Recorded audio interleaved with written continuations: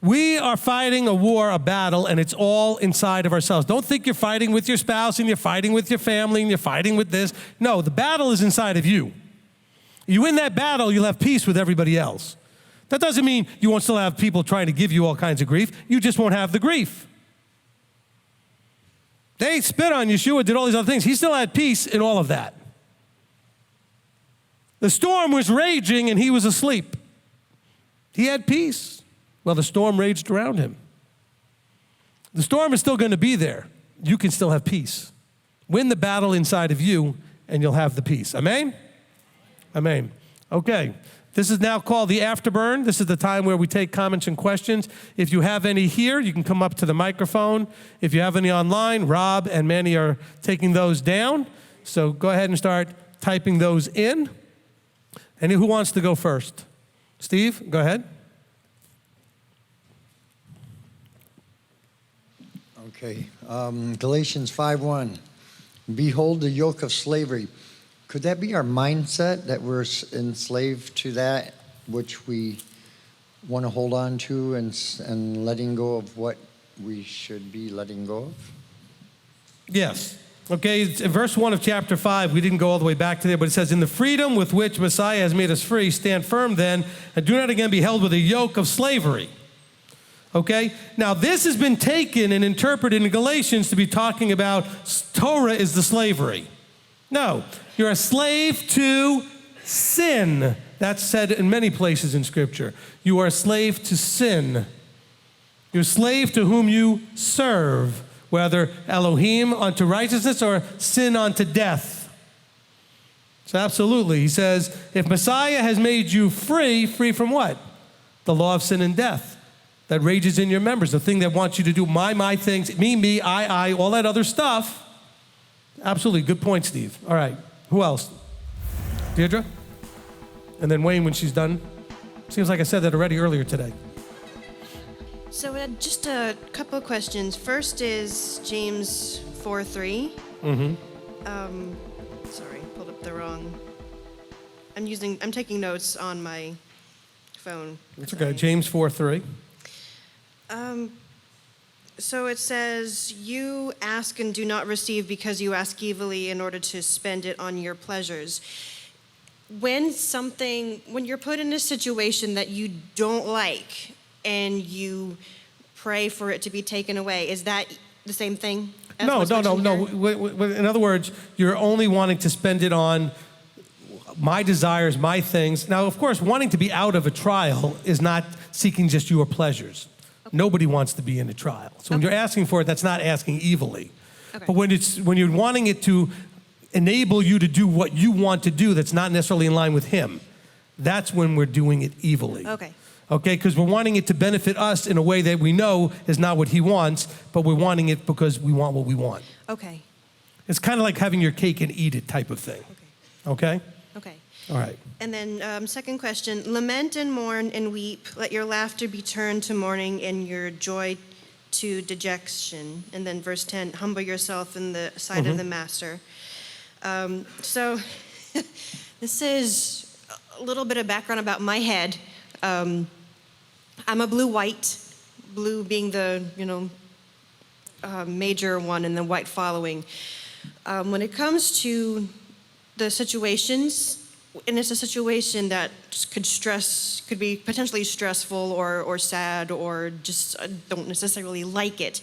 I'm very different, and blues are emotional, but say, for example, there's someone that's a blue-red, they can filter their emotions through the logical side, which is the red side. If I try to do that through my white side, the white side just stares at me like a deer in the headlights and like, why are you asking me? And the blue just like answers back and is like, well, okay, fine, I guess I'll deal with this. And I have to get it out of my system. I have to cry about it, and I hate to do that because to me, crying is just a waste of hydration. No, but sometimes you have to just get it out and have a good cry. The thing is this, okay? And for those online who don't know what we're talking about with all these color things, the whole group just took a personality test years ago that had to do with the colors, and it's a fun thing to do. But it's a way of understanding what drives our personalities. Look, the thing is, what you lack you need to have someone there to fill. Now, as far as the red part of it, which is what will help you get the resolution to problems, which you might struggle with the blue and the white to do, that's where you go to your leadership covering that's red, because leadership generally will be utilizing that aspect, and that could help you to work through that part. Okay? The white part that you have is going to want to have conflict aversion, so you're going to have some peace because you're going to avoid some of those conflicts. But some things are not helpful if you avoid them. They have to be dealt with.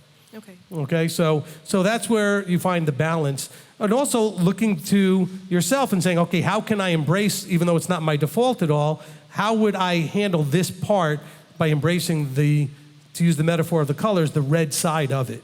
Okay? That is my weakest thing that I struggle with the most, and I think that's why, in my experience, how he has worked with me is he's let me get it out of my system, all the tears and black and whatever, and then he's able to work with me. And I just wanted to make sure that I could apply those verses the same way and kind of let that be. Yeah, you can apply that there. The idea of lamenting and mourning and weeping, but getting it out of your system so that you're ready then to be, okay, that's done. I'm ready to be humbled and lifted up. Okay? Thank you. You're welcome. Okay, look, just for all of you who are online, you could go do the color thing yourself. It's just colorcode.com, and it's a free test, whatever. But the main thing is, the point was not just to figure out first, which was the first point was to figure out what you were so you can understand yourself better, so you can understand other people. The next step, though, was to balance yourself. All of us are out of balance. There are aspects of our personality that are much more dominant than other aspects and make it a handicap for us to function in those areas that we're weak in. Or we are handicapped because we're too dominant with a certain aspect that's not needed to be dominant at times in our personalities. And so you were supposed to then recognize the areas that are not just your strengths, but are your weaknesses so that you can build them up. Okay, that was the next step. Actually, the guy who wrote the book, that was the second book, was about how to do that, okay? So that's important. So if you happen to have, an area of your life where you realize that you tend to avoid and not deal with it, and you have to embrace the part of your personality that can step up and deal with something because you're not getting anywhere by avoiding it, okay? And so there may be also there are areas you're like, that's just better off just avoiding and leaving it alone because it's not necessary to deal with it. And so maybe you have to embrace that aspect because you're too quick to jump in when really something should just be let go. It's not that big a deal. So how do you know when and what to do? Well, counsel can help. But you also have to recognize that by default, your intrinsic nature is your intrinsic nature.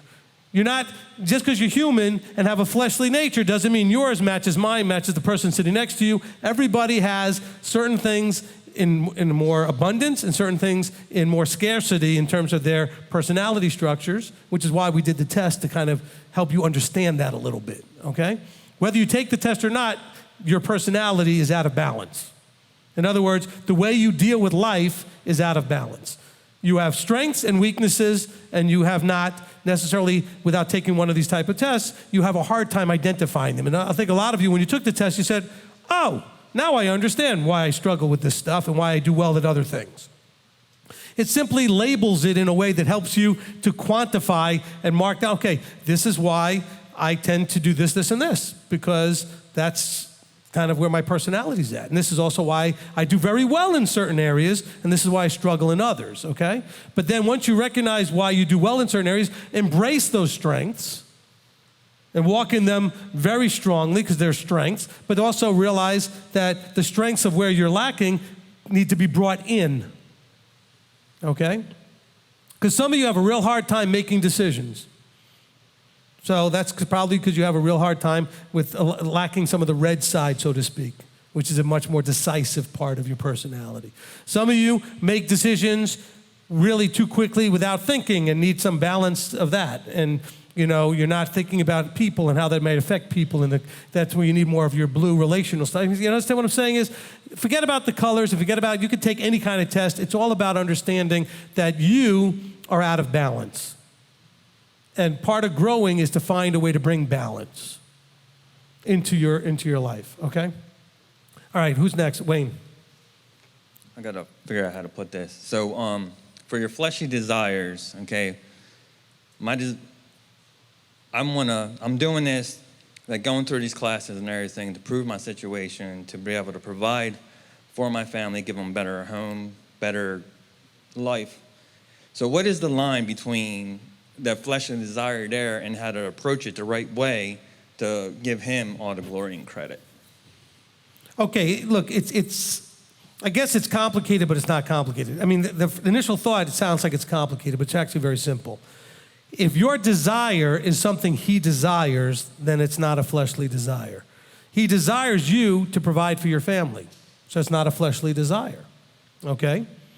And so you have to say, what does he desire? Okay, I'm a husband, or I'm a wife, or I'm a son, or I'm a daughter, I'm a parent. Whatever your role is that you're trying to figure out how to function in, how would he desire that be done? And if you desire what is in line with what his desire is, then it's a correct desire. So you're wanting to provide for your family and do a better job of providing. That is your desire, but it matches his desire. So it's not a fleshly one, okay? Okay. Now, if you want to do, by the way, if you want to provide for your family, but you're going to do it in a way that hurts your family. In other words, I've met people.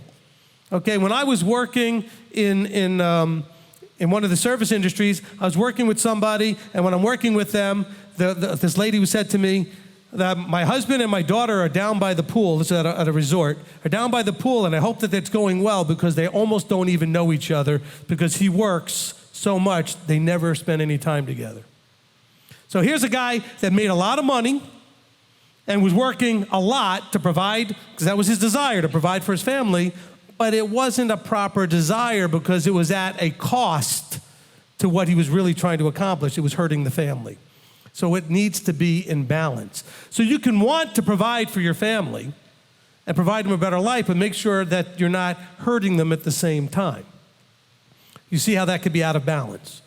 Because, I mean, that was very sad. I mean, I was really very sad for this woman, actually nervous about how her husband and daughter were going to get along because they hardly knew each other. And they weren't divorced.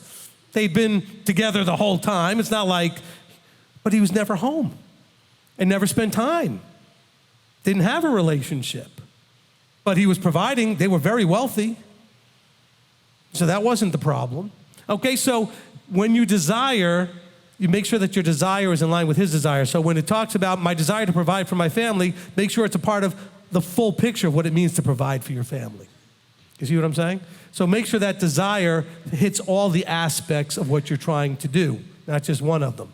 But there's nothing wrong with you desiring, because he put in you to desire right things. You just got to make sure that those things you desire are his things and in his way of doing it. Because there's lots of ways to provide for your family that aren't legal. You could provide for your family, that's a good thought, but you can go about it the wrong way. This happens in some of the worst areas of this country where there are people who are drug dealing and all these other things, and they say, well, I need to do this to provide for my family. Yeah, but that's not the right way to go about it. Maybe it is making money to provide for your family, but you're also potentially hurting them in all kinds of terrible ways. By the way, this doesn't have to even be on that. Now, two extremes. The wealthy person who's maybe an executive in a company and never spending any time with his family, not doing anything illegal, and the person at the other end of the spectrum doing illegal things and everything in between. You have to say, as what I'm doing actually hurting or helping my family? Okay? So even though your desire is your desire. And so you can have it come in a good way and in a bad way. Okay, go ahead. And you got to remind me your name because I forgot. Ati. Ati, okay, Hi, go ahead. Rabbi. So this is just a question according to the flesh spirit. I know earlier you mentioned how not everyone exactly has every single fleshly spirit. And previously to me, I would kind of do a check mark, okay, well, this isn't me, this isn't me, this isn't me. However, for the fruit of the Spirit, are we supposed to treat it like that? Or is it supposed to be everything has to be checked? Because I know personally, I struggle with the self-control part. And so I kind of wanted to understand how I should deeply view this verse. Because I know I'm kind of, checked off on the worldly flesh. But as far as the fruit of the Spirit, I'm not quite sure. Okay, so when you're looking at the fruit of the Spirit, it's not just a checklist, although it is. You should have all 9 aspects. However, we're not talking about just looking at it from a fleshly point of view. In other words, you say, well, I have love and I have joy, but it's much deeper. Do you have love can you love your enemy? See, in other words, the human fleshly side can have love.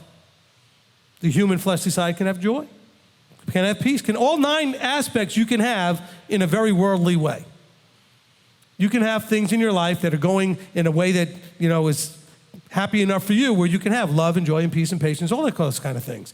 But when you take it to the ruach level, can you have joy in a trial? Can you love an enemy? Can you have peace when all chaos is going on around you? In other words, now we need him and his nature to step in. Now we're in a whole different thing.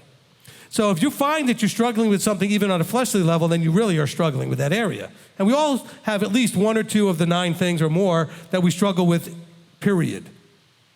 But there are other ones that we struggle with on those Elohim level areas. So some of those aspects you're going to struggle with, like patience, I struggle with, period. Okay? It doesn't have to be on an Elohim level. I just struggle with patience. You said self-control. You just struggle with it in general. Okay, whatever it is a general struggle. But you need to then, on the other aspects of the fruit, say, okay, but do I have love on that level? On a level where I could even love an enemy? Do I have joy even on the level of, in a trial, can I still have joy? Okay, take it to those levels that you wouldn't by default ever be able to do in the flesh. Okay, the flesh can have love. Okay, you have someone who loves you, you love them. There's no fighting going on at the moment. You feel loved, they feel loved, you're receiving, you're giving love. You can have that in the flesh. You can have joy in the flesh. All these things you can have in the flesh, and they're not wrong. I'm just saying you can have them. But he's giving you a level that you need his nature to have. Okay? Because you can't have love of an enemy without that nature. You can't have joy in a trial without embracing his nature. You can't have peace in, when the boat is flooding over and they're all freaking out, like with Yeshua sitting in the boat and they're all panicking, when they should have had peace. Well, Yeshua's right there. I know it looks like we're going to drown, but we're not. Well, how do I know? Well, because he's right there. So we're not going to drown. See, that's the next level. So some of these aspects you're going to struggle with no matter what. In other words, meaning fleshly or his nature. So figure those out, because those are your bigger battles. Because some of you struggle with any one of those 9, maybe 2 or 3 or more of those 9. But all of them can be a struggle until we can get them onto the higher level. Probably most of you still struggle, have joy in a trial. That's one of the toughest ones. Loving an enemy. Okay? You have trouble loving people that are just rude to you every now and then or hurt your feelings. Forget about loving an enemy. Okay? And so you get so angry and you get offended and all this other stuff. So he's taking it on to a whole different level. Does that answer the question? Okay. Anybody else here with a comment or question? Okay. No? Okay, let's go ahead and bring it to Rob at the desk there. Okay, from Olivier and Janet Hoffman. It says, Rabbi, Galatians 5:22, could you please clarify for me the difference between gentleness and kindness? Okay, you know what? I'd have to go into the Hebrew for that. That comes up on a regular basis. Kindness is, let's put it this way. Kindness is an act. Gentleness is how you do it. Okay? How's that for an answer? Now, I'd have to go into the Greek and then try to figure out the underlying Hebrew if I'm really going to try to figure this out more. But it really depends on translations, too, because in the translations, you'll get some of those things in the fruit listed a little bit differently than you get in the Scriptures version. So when, let me just open up to Galatians. Give me 1 second. So when it looks at the aspects there, we have patience, kindness, goodness, trustworthiness, gentleness, self-control. Some of those words can be translated slightly different in the King James or other translations. But if we're asking for gentleness and kindness, you do an act of kindness.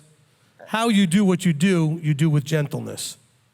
Now, of course, gentleness can be kindness. Because being gentle to somebody can be giving them a kindness because they need somebody to be gentle with them. Excuse me. So that could be part of it. So hopefully that answers it for Janet there. Okay? Okay, from Steve. It says James 3, verse 1. How do we know if we are called to be a teacher? Okay, generally speaking, and I say generally with few exceptions, but generally speaking, all anointing and appointing is done by someone already anointed and appointed. In other words, you need somebody who's already there to acknowledge and recognize and give you opportunity then to go next. That doesn't mean there aren't exceptions. What I'm just saying is that generally, if you have a teacher and you think that you may have a calling to be a teacher, then go to your teacher and ask your teacher to evaluate that. And if you were working with me, I would ask you to go ahead and put something together and let me see it and put a presentation and then see how that then plays forward. But you know what? Be careful and make sure that before you become a teacher and before you have any chance of becoming a good teacher, you got to first be a good student. And you got to be one for a period of time.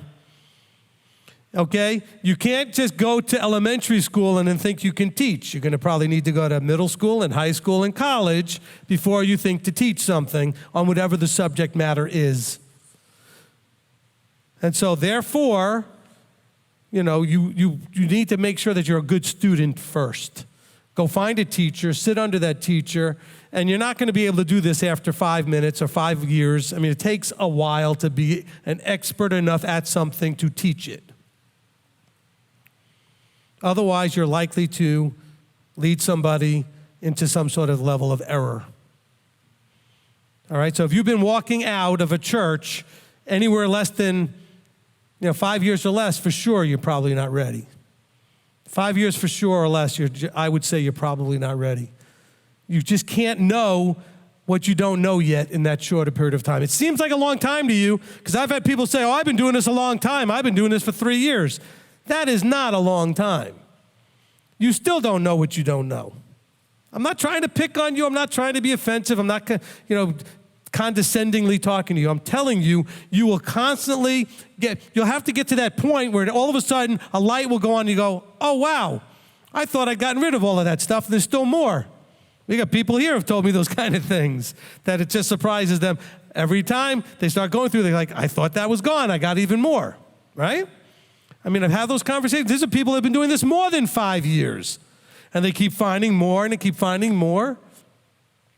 Don't be in a hurry, but go find yourself a teacher that's willing to mentor you and to vet you out on where you are with that. Okay, next question. From CJ, says a question on James 4:7. I understand that we can resist the devil, but Yeshua Messiah gave the disciples power to cast out demons. Is that not for us? Okay, the power to cast out was given to apostles who were discipled to do those things. That's not for everybody, okay? So only those trained and anointed and appointed to do were given that responsibility to do. Just like teaching. Oh, well, what about in Matthew, the Great Commission to go out? Well, that was for those that were trained to do, not for everybody. He sent out those trained disciples to go out and make trained disciples. Same thing with casting out. James is talking in general, okay? Who is James talking to? James chapter 1 and verse 1, he's talking to the 12 tribes who are in the dispersion. He's talking to the body in general. He's saying, you in the body, you can, by humbling yourselves and submitting yourselves to Elohim, you can resist the devil and he will flee from you. Okay? All right, next question. By the way, I know I do this a lot, so I'll do it before Manny starts or when the other one asks a question or Rob. I know we said this earlier. I think we said this not during the teaching, but we said it during the prayer time. So if you're watching the teaching, you didn't get to hear this. You have to be careful that you're not locked in so much to a thought that you can't receive a new thought. The church, Christianity, has taught you a lot to do with casting out and demons and all this other spiritual world stuff. A very large part of that has been wrong. And so you have to deal with that in order to receive new information. Because as I share with you James chapter 4, that's swimming upstream against everything you were always told and experienced in the church. And it's very hard for those incongruent thoughts to be in your same head. And that's hard. And you have to get yourself to the place where you're able to openly consider a new thought and be willing to discard an old thought. I didn't say just blanketly believe the new thought and just toss out the old one, but be open to receive as reality and truth the new thought, and then be willing to discard the old one if you get to that place. All right, now you can go to the next question or comment. From Kathleen Phillips, says, question, does being a slave to sin include fear as a possible sin? Okay, the wrong kind of fear, yes. I mean, the fear of Yahweh is something that we need to embrace. I mean, that's the beginning of wisdom, the beginning of knowledge, etc., the beginning of understanding. But the fear that we have, that you're talking about, is completely non-conducive to the relationship you have in covenant. The covenant is complete trust without fear that he's fully in charge and it's all going to be okay, that it will work out. So this is something that absolutely is a problem that you need to deal with. Okay, from Tracy Waymeyer, says, Rabbi, you referred to parents and their children. As a parent of a 12-year-old, I am still allowed to, quote unquote, try and set the standard in my home, correct? What do I do as a single mom when they don't listen? All right, look.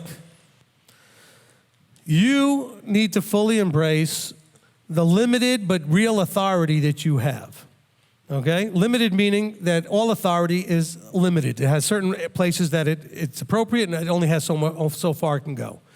As a parent in your house, you can set very clearly and make sure that it is adhered to otherwise there's consequences, how things need to be in your house.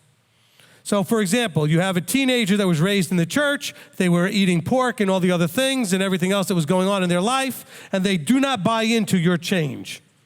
They're not buying into you are now walking in covenant in Torah.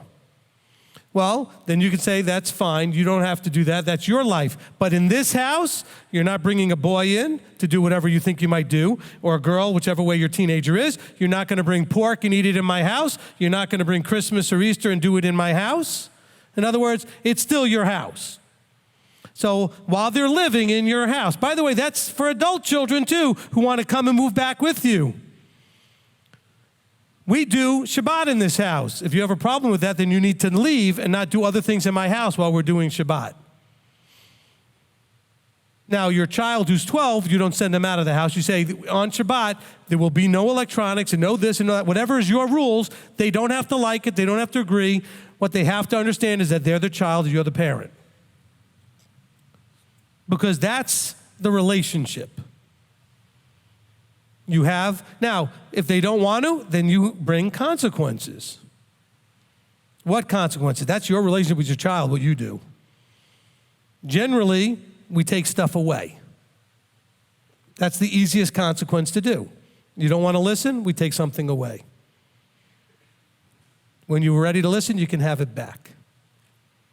Because the entitling, enabling has to be where they understand that things that they have and they take for granted are actually privileges. You do not owe them a phone. I don't know how old most of you are. I didn't have a phone as a teenager. Nobody did. You didn't have a cell phone. My children don't understand that I grew up without internet. I didn't get to Google stuff. I had to go to the library and use an encyclopedia. I didn't have Wikipedia.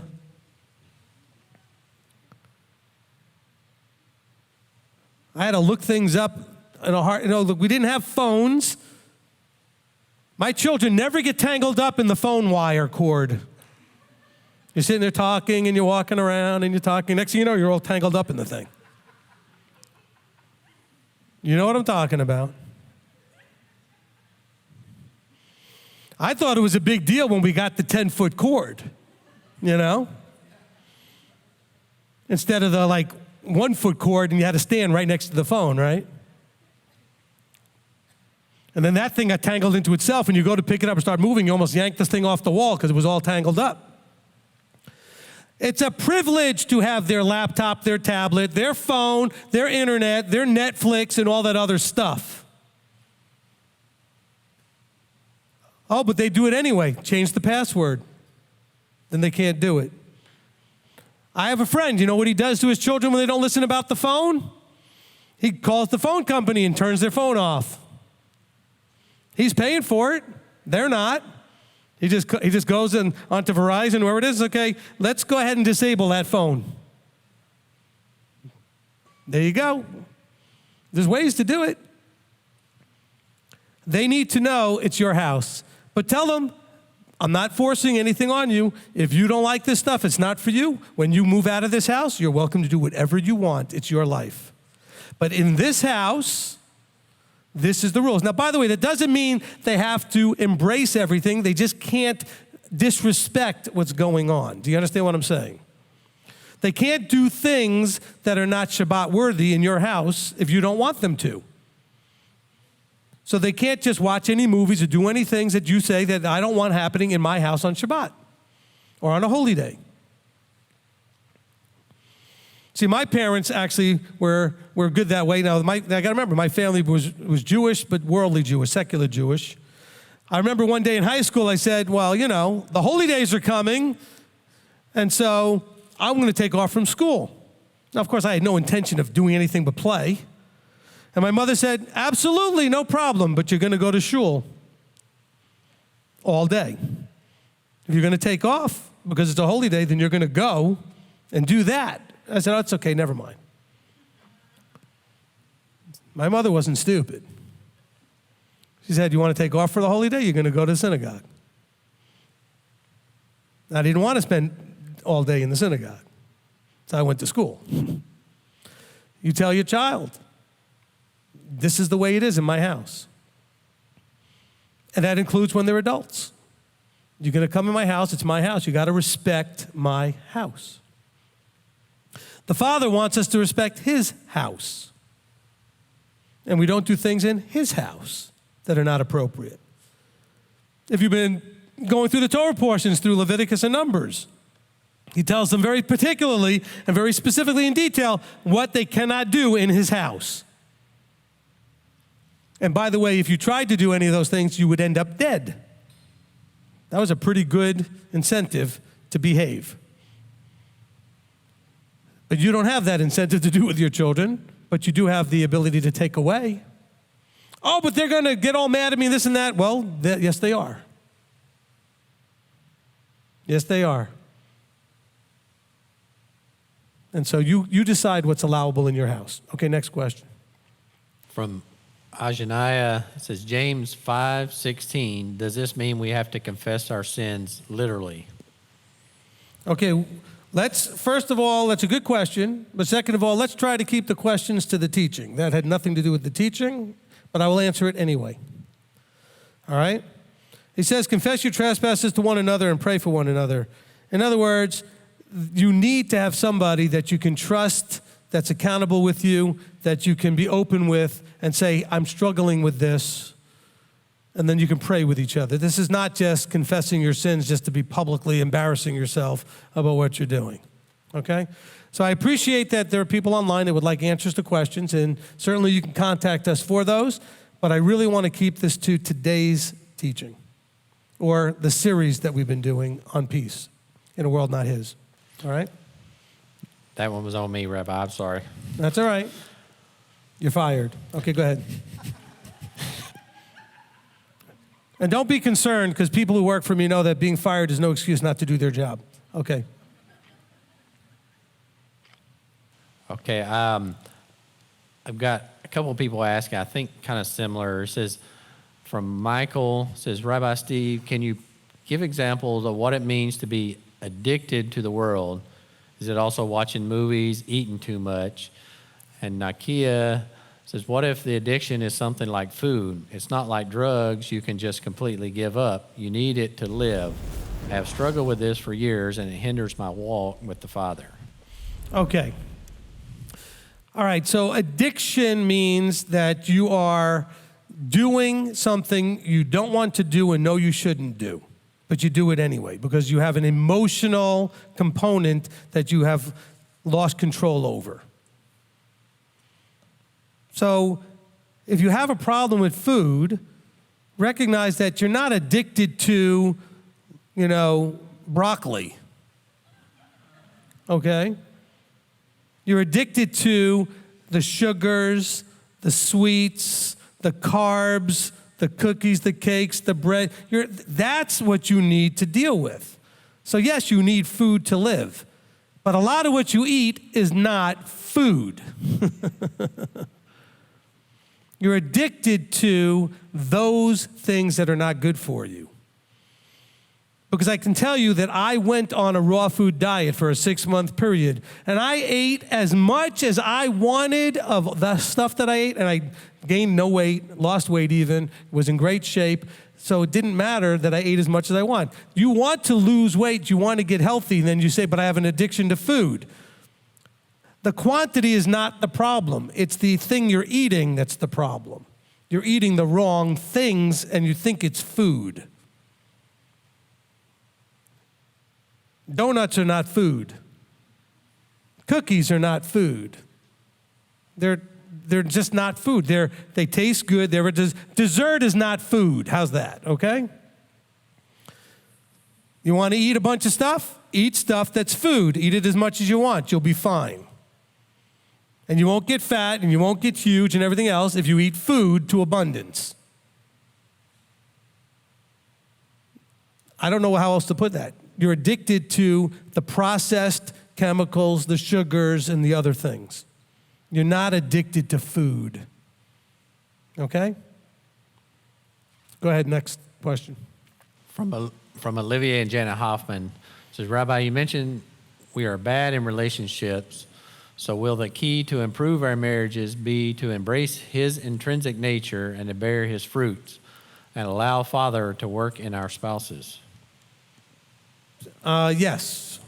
Let's say that one more time, I want to hear it. It says, you mentioned we are bad in relationships, so will the key to improve our marriages be to embrace his intrinsic nature and bear his fruits and allow the Father to work in our spouses? Yes, that is 100% correct. Okay, from Linda and Saldo, says, Rabbi, please explain Galatians 5:18. So Galatians 5:18. But if you are led by the Spirit, you are not under the Torah. Okay, so I know I didn't start there. I started in 19. But you want me to go into there. Okay, so in the Scriptures, ISR version, that's a terrible translation. It should not be the word Torah there. It should be law. And he's comparing the law of sin and death, the law that wars in our members with the law, with the law of the Torah. Okay, if you are led by the Spirit, you are not under the law of sin and death. You're not being led by the law within your members.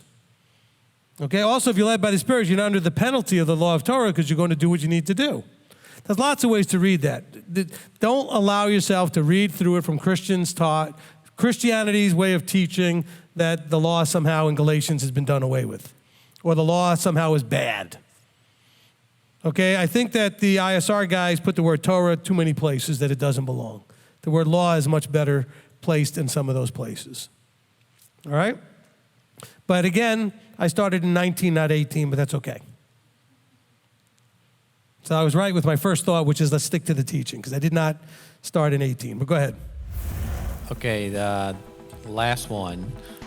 So Greg and Mary Wallen says, is it possible to have the mind of the Spirit if a person is still sitting on the throne?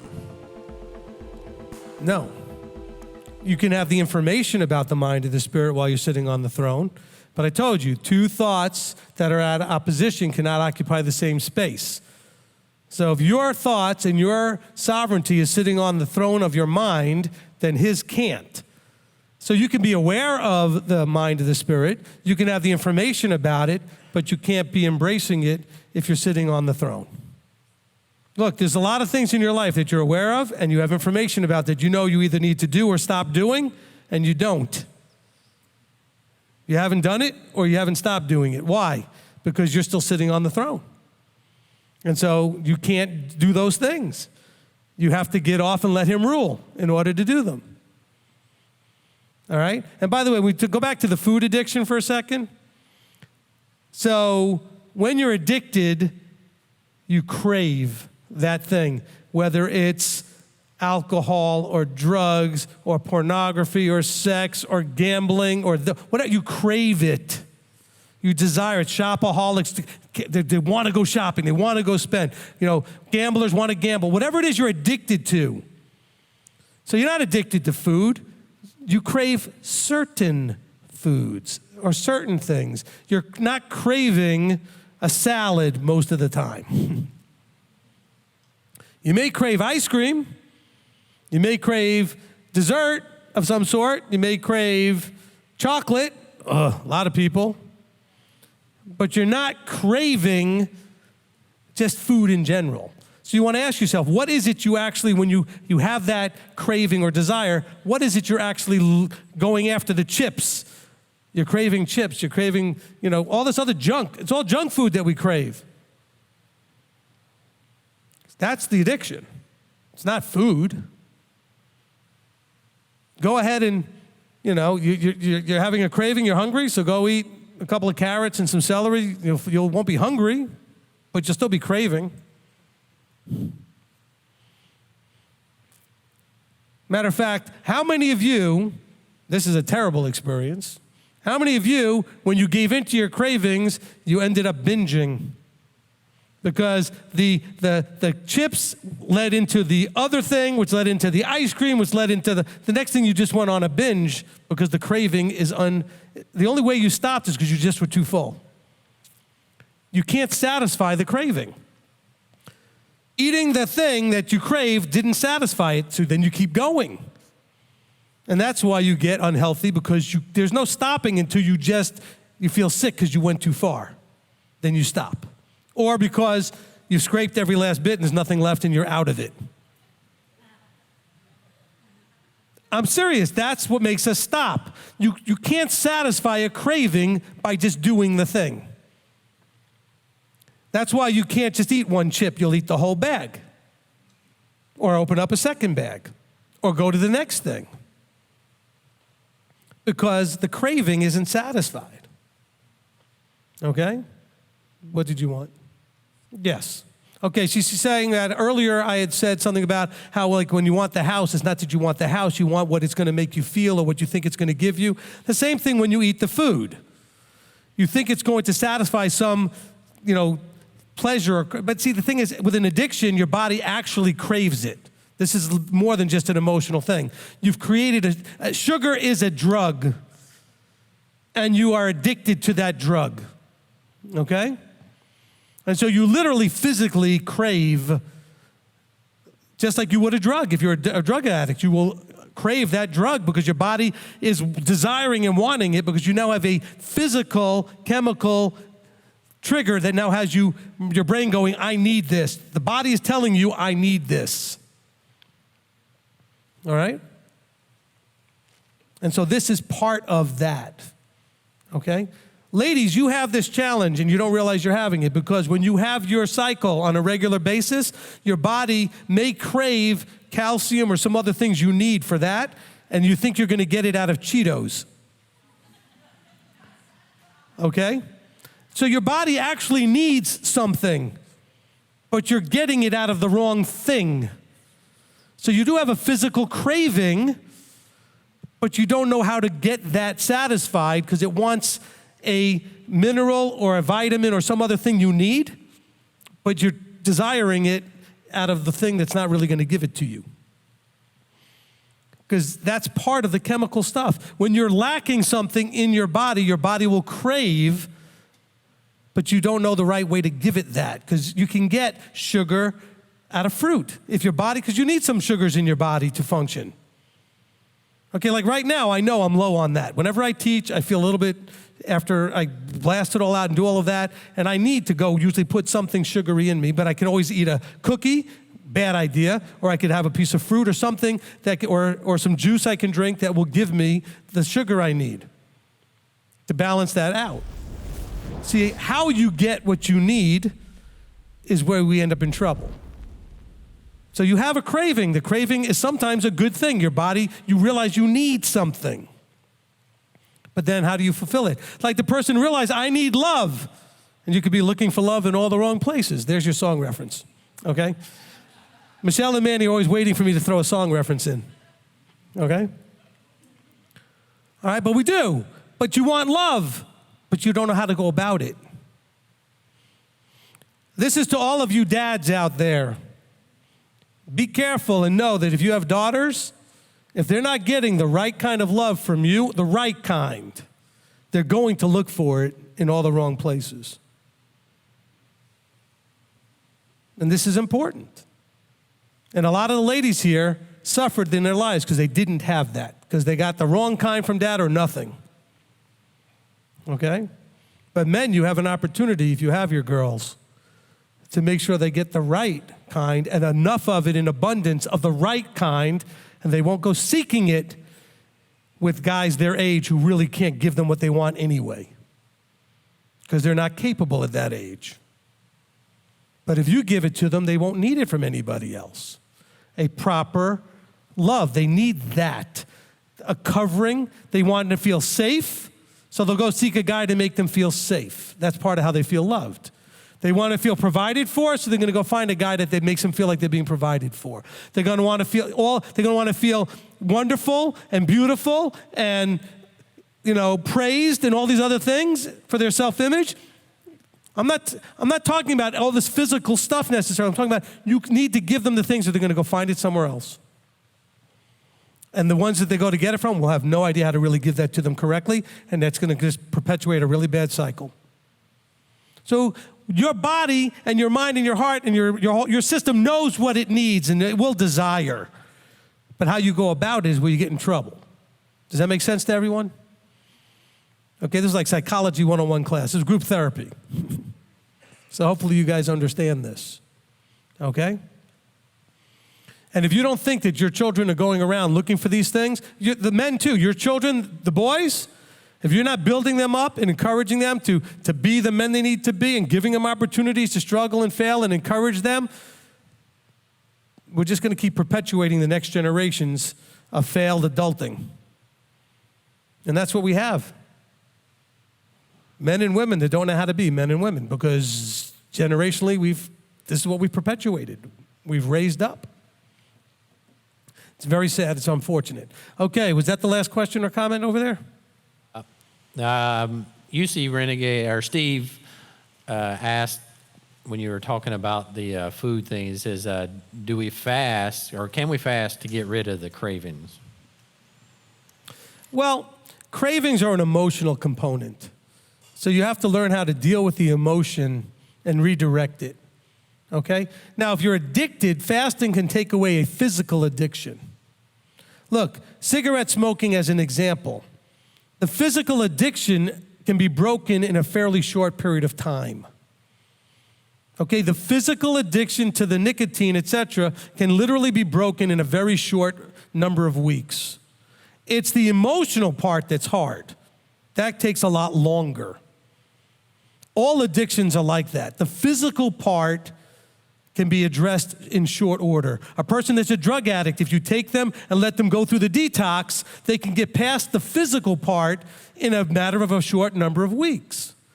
The emotional part is a lifetime journey. That's why someone says, I am an alcoholic, which means that I have the ability to fall into that place anytime from now on the rest of my life. And so you need to know that you have that problem. And so whatever it is, the emotional part is a constant battle. The physical addiction, fasting can help you with a physical addiction to different foods because you can get your body to reset its craving and addictions to sugars and whatever. After that, though, it's still an emotional thing. Your body's craving for sugar is not why when you're sad and depressed, you grab a half gallon of ice cream and sit down and eat it. That's you're trying to satisfy an emotion. Okay? You're trying to give yourself a comfort food, as they call it, because your emotions are out of whack. And you find that comforting. And there are things in chocolate actually that do help in the brain to stimulate some of those things, which is why we tend to get addicted to things like chocolate. Because it does actually create a chemical response in the brain. So hopefully that helps. Okay, anybody else? Okay, we're good? All right, because I can't wait to get to Oneg because I am hungry.